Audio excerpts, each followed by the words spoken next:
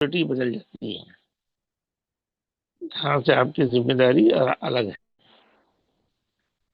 دیکھیے دونوں کتابیں تحسین و صرف اور تحسین نہ ہو، یہ آپ کے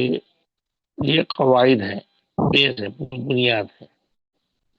اور اسی کی پریکٹیکل شکل دروس اللغہ ہے۔ اس میں بھی پریکٹیکل ہے، لیکن یہ بھی مکمل طور پر پریکٹیکل شکل بھی دروس اللغہ ہے۔ دروس اللغہ کے جو مصنف ہیں یہ میرے بھی استاد ہیں، اور بہت ہی بڑے عالم دین ہیں، خاص طور پر زبان کے ماہر ہیں۔ ان کو کم و بیش 15 سے زیادہ زبانیں یہ جانتے تھے۔ ڈاکٹر فا عبد الرحیم رحمہ اللہ، ابھی ان کا انتقال ہو گیا ہے، بڑی لمبی عمر انہوں نے پائی۔ مدینہ یونیورسٹی میں شعبہ عربی کے ڈپارٹمنٹ کے وہ ہیڈ رہے، پھر مجمع القرآن کے بھی وہ فارن لینگویجز کے بھی ذمہ دار رہے، جو بھی فارن لینگویجز میں قرآن چھپتا اس کے ٹرانسلیشن کے وہ ذمہ دار تھے، بڑی شخصیت تھی۔ تو ان کی 3 کتابیں ہیں، کئی کتابیں ہیں، ان کی 4 کتابیں ہیں۔ دروس اللغہ العربیہ پہلی جلد، دروس اللغہ العربیہ دوسری جلد، دروس اللغہ العربیہ تیسری جلد۔ یہ کوئی بھی طالب علم ان تینوں کتابوں پر محنت کرتا ہے، وقت نکالتا ہے، روز 1 گھنٹہ، تو یہ 3 کتابیں ختم ہونے تک اس کو زبان پر لکھنے اور بولنے کی صلاحیت روانی سے آ جائے گی، اگر وہ حقیقی معنوں میں سچی محنت کرے، اور جھجک نکل جائے گا۔ اس کے ساتھ ایک اور کتاب ہے کہ 3 کتابیں پڑھنے کے بعد وہ کتاب ضرور پڑھنا چاہیے، اس کا نام ہے نصوص اسلامیہ۔ اگر اس کتاب کو کوئی ان 3 کتابوں کو پڑھنے کے بعد پڑھتا ہے، سمجھتا ہے، اس کے تمارین کو حل کرتا ہے، تو وہ عربی زبان میں ایتھینٹک کہلائے گا۔ اور ایسے طالب علم کو جو ان 3 کتابوں کے ساتھ نصوص اسلامیہ کو ہضم کر سکتا ہے، پڑھ سکتا ہے، تو ہم اس کو آئیڈیل طالب علم کے طور پر کسی بھی ادارے کے سامنے پیش کر سکتے ہیں، چیلنج کے طور پر۔ اور اس میں اتنی باریکیاں اور اتنی نزاکتیں پیش آئی ہے کہ ہمارے بہت سارے فارغین علماء بھی اس چیز سے ناواقف ہے۔ اگر یہ میں آپ لوگوں کو مشورہ دیتا ہوں، یہاں ماہر سلام کا جو اپنا سسٹم ہے، کورس ہے، یہ اپنی جگہ جاری رہے گا، اس کو شامل کیا گیا ہے، لیکن الگ سے آپ لوگ وقت لیں، الگ سے آپ لوگ اس کے لیے وقت دیں، پڑھیں، محنت کریں، تو آپ کی صلاحیت الگ ہو جائے گی۔ ہمارے ہاں عربی زبان میں جھجک بہت ہوتی ہے، علماء کو جھجک ہوتی ہے، بڑے بڑے اساتذہ کو جھجک ہوتی ہے، 10 10 20 20 سال سے پڑھانے والے ہیں، زبان میں روانی نہیں ہوتی ہے۔ آپ پریکٹیکل طور پر چند علماء کو چھوڑ دیجئے جو مدینے میں پڑھے ہیں، اور ان کے علاوہ جو یا ہندوستانی علماء پڑھے ہوئے ہیں۔ ایک میں تنقید یا اوپر تنقید کے لیے نہیں کہہ رہا ہوں، میں پریکٹیکل طور پر آپ اس چیز کو آزما سکتے ہیں۔ آپ صرف اتنا بول دیجیے کہ بھائی آپ اپنا نمبر عربی میں بتائیے، فون نمبر، وہ جھجکیں گے، اس روانی سے نہیں بول سکیں گے جیسے ہم اردو میں یا انگریزی میں روانی سے بولتے ہیں، تو وہ لوگ ایسا روانی سے نہیں بول سکیں گے۔ تاریخ میلاد، ڈیٹ آف برتھ پوچھ لیجیے، اگر آپ کی تاریخ میلاد بتائیے، ڈیٹ آف برتھ بتائیے، عربی میں تو نہیں بتا سکتے ہیں۔ گھر کا نمبر بتائیے، نہیں بتا سکتے ہیں، عدد میں بہت کمزور ہیں۔ اگر جو سوالات ہم اردو میں عام طور پر کرتے ہیں، اگر وہی سوالات عربی میں پوچھے جائیں گے تو روانی نہیں ہوتی۔ اس کی وجہ یہ ہے کہ پڑھنے کے پڑھانے کے طریقے میں اسلوب میں بہت کمزوریاں رہی ہیں۔ ان کمزوریوں کو دور کرتی ہے یہ کتاب دروس اللغہ العربیہ. تو اس لحاظ سے جب آپ اس کو پڑھنا شروع کریں گے تو ایک دو نصیحتیں میری ہیں، وہ طالب علم ذرا اس کو توجہ چاہتا ہوں آپ تمام بچوں سے، جو بھی بچے سن رہے ہیں جن کی تعداد 80 کے ابو ہے، تو ان تمام سے میری خصوصی یہ کہ یہ کتاب آپ کو اس وقت فائدہ دے گی جب آپ کی ویکیبلری صحیح ہوگی. یہ ویکیبلری کی کتاب ہے. ویکیبلری آپ کی جب اگر نہیں ہوگی تو آپ اپنے معافی ضمیر کو ادا نہیں کر سکتے. ہاں، ہمارے ہاں ایک کمزور اسلوب یہ رہا ہے کہ کتاب کا ترجمہ کر کے پڑھایا جاتا ہے. ترجمہ سامنے کبھی موجود ہوتا ہے، کبھی وہ لفظ کا ترجمہ آپ کو یاد دلایا جاتا ہے، اور طلبہ بڑے دھڑلے سے اس کو کتاب پر لکھ بھی دیتے ہیں، پین سے یا پنسل سے کتاب کے اوپر لکھ بھی دیتے ہیں. تو یہ اپنے آپ کو کمزور کرنے کی علامت ہے. یہ اپنے آپ کو کمزور کرنے کی علامت ہے. آپ کو عربی پڑھنا ہے تو عربی میڈیم سے پڑھنا ہے. آپ جو جیسے ہم کانوینٹس میں دیکھتے ہیں بچے جو انگریزی پڑھاتے ہیں ان کو ٹرانسلیشن سے نہیں پڑھاتے ہیں، ان کو ڈائریکٹ انگلش پڑھاتے ہیں اور وہ ڈائریکٹ انگلش ہی سمجھتے ہیں. ان کو تیلگو میں یا لوکل لینگویج میں ٹرانسلیشن کر کے نہیں سمجھاتے ہیں. تو جب ٹرانسلیشن کر کے پڑھتے ہیں تو وہاں کمزور پہلو ہوتا ہے، اور وہ پہلو آپ کے ذہن میں یاد ایک مرحلے تک رہتا ہے، پھر اس کے بعد وہ چیز ختم ہو جاتی ہے. اگر ڈائریکٹ آپ عربی کا وہ لفظ ذہن میں بٹھائیں گے اور اسی سے متعلق دوسرا لفظ ویکیبلری کے طور پر یاد کریں گے تو وہ زیادہ فائدہ ہوتا ہے. ترجمہ وہ ایک وقتی طور پر ایک مسئلے کا حل ہوتا ہے، مستقل حل نہیں ہوتا ہے. تو دروس اللغہ میں یہ بات بتائی گئی ہے. باقی ہندوستان میں جتنی بھی کتابیں لکھی گئی ہیں وہ سب ترجمے کے ساتھ لکھی گئی ہیں، یا ترجمے کی شکل میں آپ کو پریکٹس کرانے کے لیے لکھی گئی ہے. کچھ کامیاب ہے، کچھ ناکام ہے، یا اس کے اندر بہت ساری خامیاں پائی جاتی ہیں.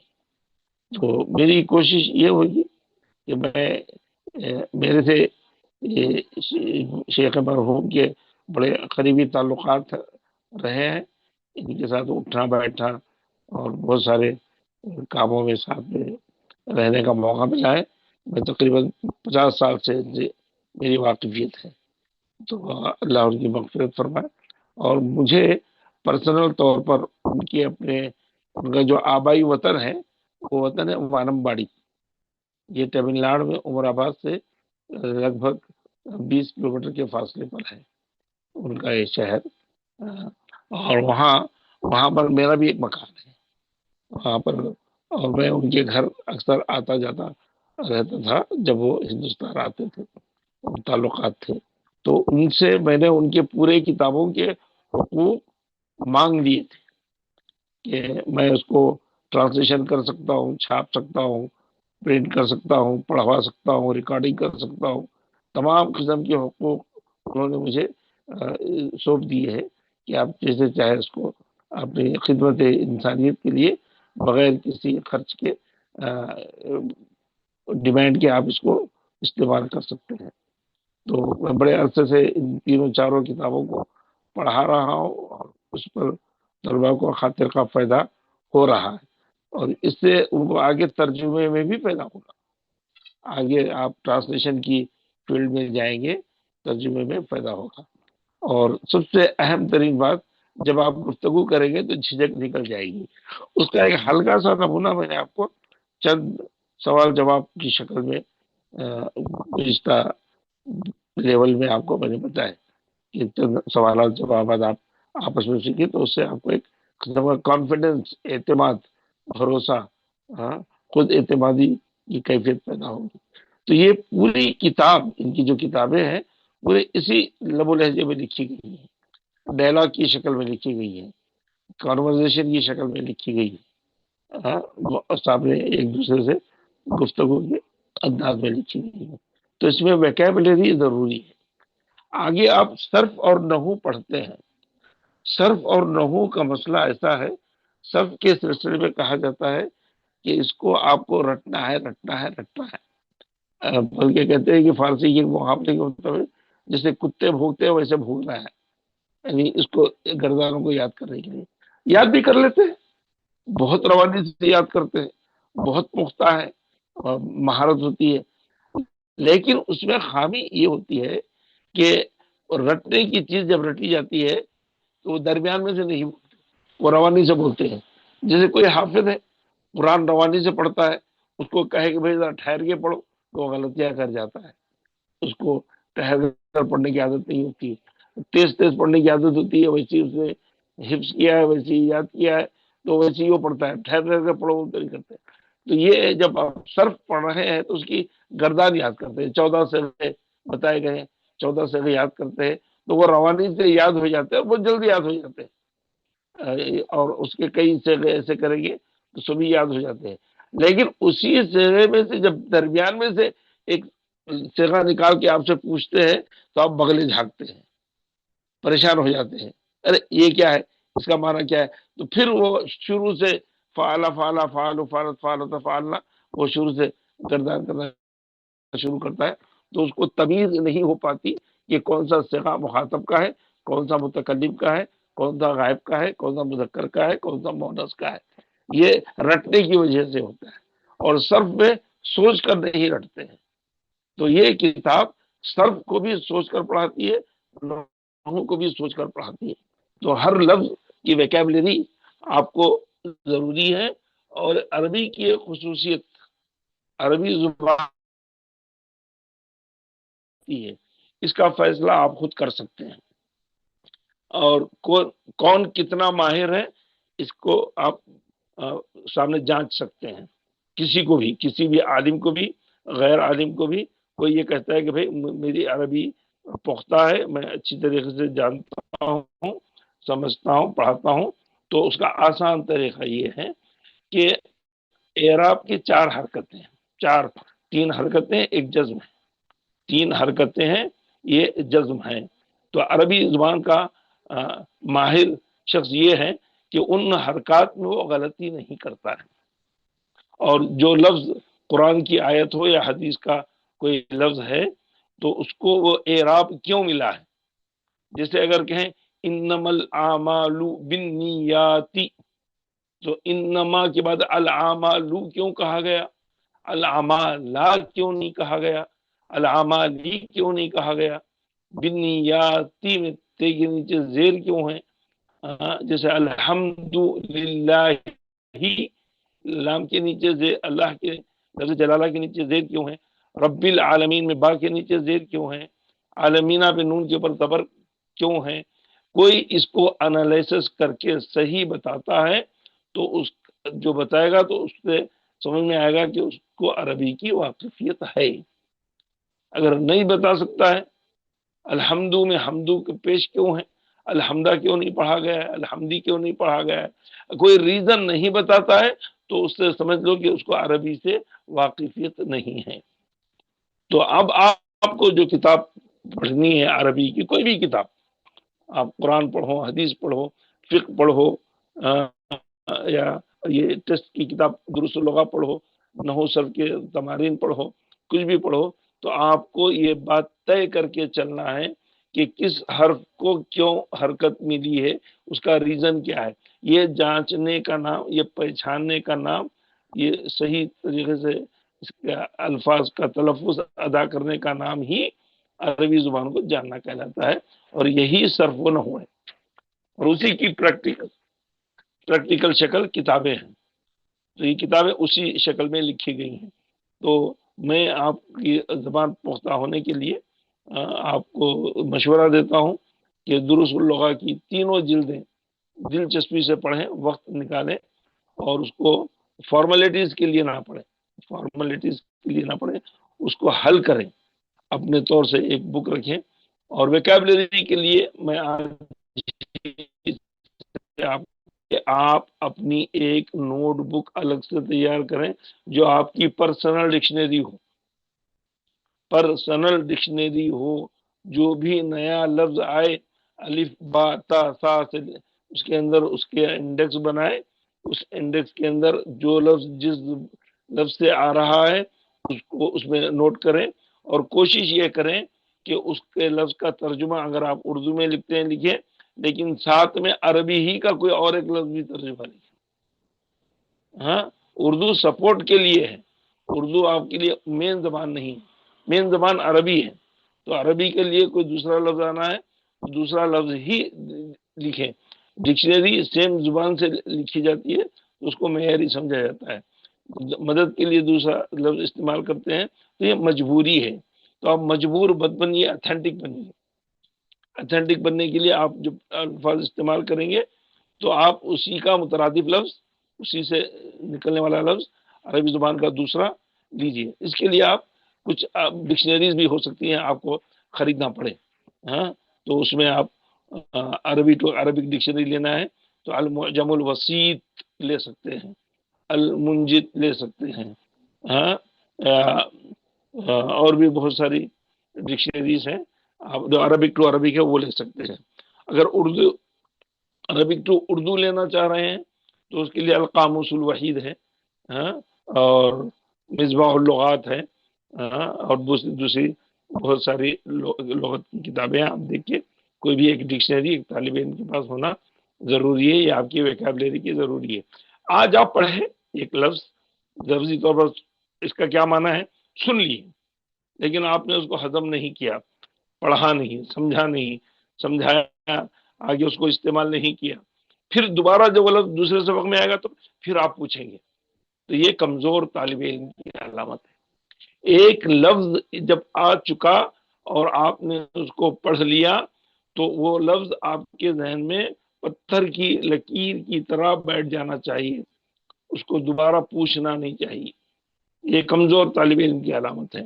تو ہمارے ہاں اکثر ایسا ہی ہوتا ہے۔ قاعدے بہت آسان ہیں، قاعدے سیکھنے کے لیے 2 منٹ سے 3 منٹ لگتے ہیں، اس سے زیادہ نہیں۔ کوئی کتنا بھی پیچیدہ قاعدہ ہو، اگر وہ میں سمجھاؤں تو 2 سے 3 منٹ کے اندر، اگر کوئی زیادہ سوالات بھی کرے تو 5 منٹ کے اندر وہ قاعدہ سمجھ میں آ جاتا ہے، اس سے بڑھ کر نہیں۔ اصل چیز پریکٹس ہے، پریکٹس کے اندر ویکیبلری ہے اور اس کو اپلائی کرنا ہے، تو وہ چیزیں آپ کو اسی وقت فائدہ دیں گی جب آپ اپنے پرسنل طور پر اپنی ڈکشنری تیار کریں گے۔ اور ایک کمزوری ہمارے پاس یہ ہوتے ہیں، الفاظ یاد بھی کر لیتے ہیں طلبا، ٹھیک ہے، بہت اچھا، ویکیبلری بڑھ بھی جاتی ہے،